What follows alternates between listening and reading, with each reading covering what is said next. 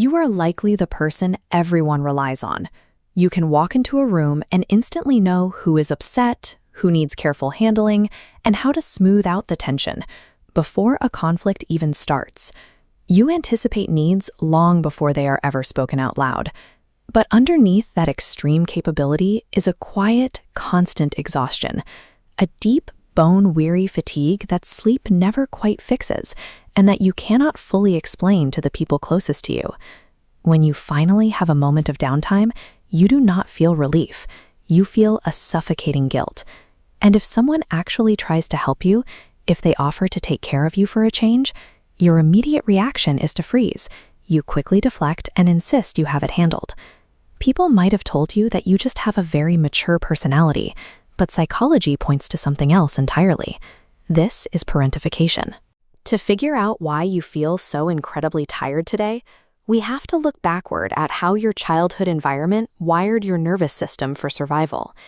It starts in a family dynamic where a child is placed in the role of an emotional caretaker. Somewhere along the line, your primary job became managing a parent's distress, anticipating their moods, or keeping the household from falling apart. Psychologists call this empathic enmeshment, your attention permanently redirected outward to monitor shifts in mood. But that intense hyper-focus left no space inward. Today, you instantly read a room, but asked what you need, you draw a blank. This happened because your value in that early family system was strictly conditional. You felt lovable in direct proportion to how much you were doing and how useful you made yourself. If you stopped managing the adult's feelings, the anxiety of the whole house descended on you. Your developing nervous system learned a harsh, permanent lesson. Stillness is dangerous.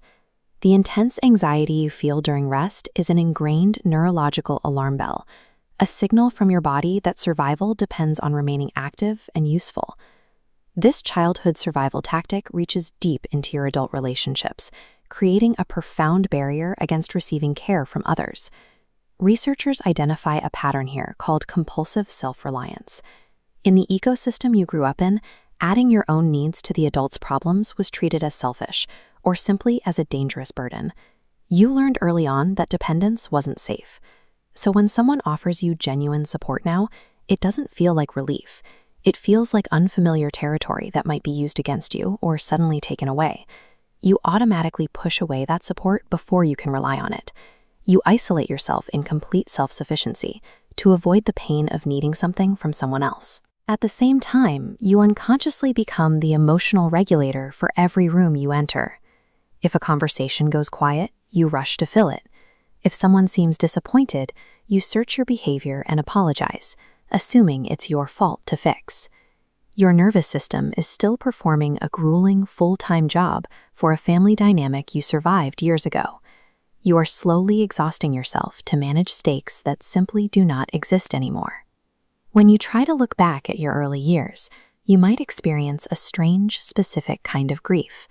Your memories probably feel more like a series of chores and responsibilities than a time of actually living freely. Psychologists refer to this void as developmental role reversal. This is a mourning of the carefree moments and the simple experience of being small that never had the chance to exist. This leads to a terrifying question that most parentified adults try to avoid.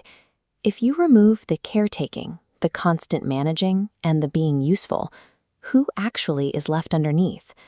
That silence is frightening, because the mental space where your natural preferences, opinions, and personality were supposed to develop was entirely consumed by the role of the caretaker. The emptiness underneath the role doesn't mean you lack a true self.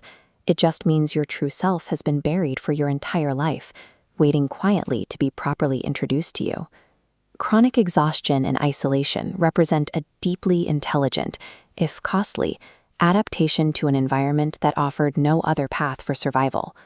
Forced into an adult role without support, you carried the weight of the household because you were entirely too alone. You are allowed to put the burden down now. Not all at once, but slowly, one boundary and one act of kindness at a time.